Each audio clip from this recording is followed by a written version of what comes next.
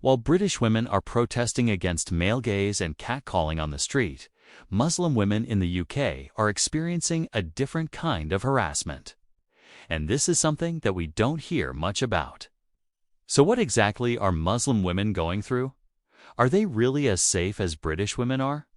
And how do British and Islamic cultures compare when it comes to women's safety? This is something that we'll investigate further in today's episode. Aisha Siddiqui, a 25-year-old British Muslim woman living in London, walks home from work every evening on a busy city street. Despite the bright lights and the bustling crowds, Aisha cannot shake off the feeling of dread that has become a part of her daily life. She clutches her bag tightly, acutely aware of the hands that might reach out to grab it. She pulls her headscarf closer, hoping to disappear into the urban blur. But for Aisha and countless other Muslim women like her, the streets have become a minefield of fear and harassment.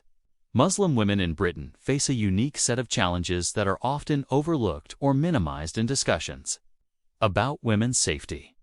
While catcalling and unwanted touching are indeed problems for women across the country, Muslim women have the added pressure of dealing with Islamophobia and cultural insensitivity. For many Muslim women, the simple act of walking down a public street can be a daunting task. They are often subjected to derogatory comments, unwanted touching, and even physical assault simply because of the way they look. The tight clothing, the short skirts, and the low necklines that are deemed appropriate in British culture are seen as immodest in Islamic teachings. And when Muslim women choose to dress according to their faith, they become targets of harassment. Aisha's story is not an isolated one. It reflects the daily realities of countless Muslim women who navigate the streets of Britain's big cities. According to a survey conducted by the Runnymede Trust, a charity that supports Muslim women, more than half of Muslim women aged 18 to 24 in London have experienced some form of sexual harassment in the workplace. The same figure for women aged 25 to 34 is 72%. These high rates of harassment are likely due to a combination of factors, including workplace discrimination, a lack of support from employers and the wider community, and the stigma that Muslim women often face as a result of their religion. British culture places a strong emphasis on individual freedom and self-expression, which is reflected in the way people dress. However, this cultural norm can be at odds with the religious beliefs and values of Muslim women who prioritize modesty and cultural norms. In many cases, Muslim women find themselves caught between the expectations of their faith and the pressures of British society, which can lead to feelings of isolation and marginalization. Furthermore, the cultural perception of women's rights and roles differs significantly between British and Islamic cultures. In British culture, there is a strong emphasis on gender equality and women's rights, whereas in some Islamic cultures, women may be viewed as secondary to men and their rights may be restricted. This difference in cultural norms can lead to misunderstandings and tensions between British Muslims and non-Muslims, particularly when it comes to issues like dress code and gender roles. It is important to acknowledge that not all Muslim women experience harassment and discrimination to the same degree, and there are many British Muslims who successfully navigate these challenges. However, it is equally important to recognize that the experiences of Muslim women who do face harassment and discrimination should not be ignored or minimized. Their stories are a vital part of the conversation about women's safety in Britain, and their voices deserve to be heard. Aisha's journey home is not just a physical one. It's a testament to the strength and resilience of Muslim women, who face the daily struggle of trying to feel safe in a world that often feels hostile towards them. Her story is a reminder that the fight for women's safety is not a one-size-fits-all battle, and that the challenges faced by Muslim women are unique and deserve attention. In order to ensure the safety and well-being of Muslim women, it is crucial to address the underlying causes of their vulnerability, such as workplace discrimination, cultural insensitivity, and the stigma they face due to their religion.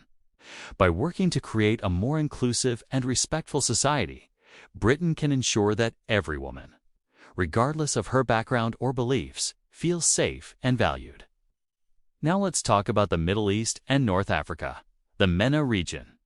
While the UK has its share of problems when it comes to women's safety, the same cannot be said about the Middle East and North Africa, MENA. In fact, the region is widely regarded as one of the most dangerous places in the world for women.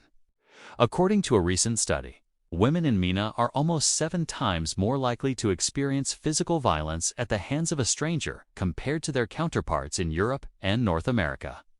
One of the main reasons for this alarming statistic is the high levels of poverty and inequality in the region. In many MENA countries, women are denied access to education, healthcare, and economic opportunities, which makes them more vulnerable to violence and exploitation. Additionally, the prevalence of harmful cultural practices such as early marriage and honor killings contributes to the high rates of violence against women in the region. In order for women in the Middle East and North Africa to feel safe, it is essential to tackle the root causes of their vulnerability. This includes investing in education, promoting gender equality, and challenging harmful cultural practices. By addressing these issues, MENA countries can create a safer and more equitable society for all. For Muslim women living in the UK, the issue of safety is a complex and multifaceted one. While they may face challenges and discrimination, it is essential to recognize their strength and resilience in the face of adversity. Creating a safer society for Muslim women requires acknowledging their unique experiences, addressing workplace discrimination, and promoting cultural understanding. Only then can Muslim women truly feel safe and valued in British society. As for the Middle East and North Africa, the situation is equally complex. The high rates of violence against women in the region are alarming and require urgent attention. By tackling poverty, inequality, and harmful cultural practices, MENA countries can create a safer environment for women and ensure their fundamental rights are protected. So, while Aisha's journey home may be fraught with challenges, her story is a powerful reminder of the strength and resilience of Muslim women. Their voices deserve to be heard, and their experiences should not be ignored. By working together, we can create a world where every woman feels safe and valued. That's all for now. If you found this video insightful, don't forget to hit the like button, subscribe, and turn on notifications to never miss an upload. And if you'd like to continue exploring more content on similar topics, we've got you covered. Just tap on the screen to watch more. Thanks for watching. We'll see you next time.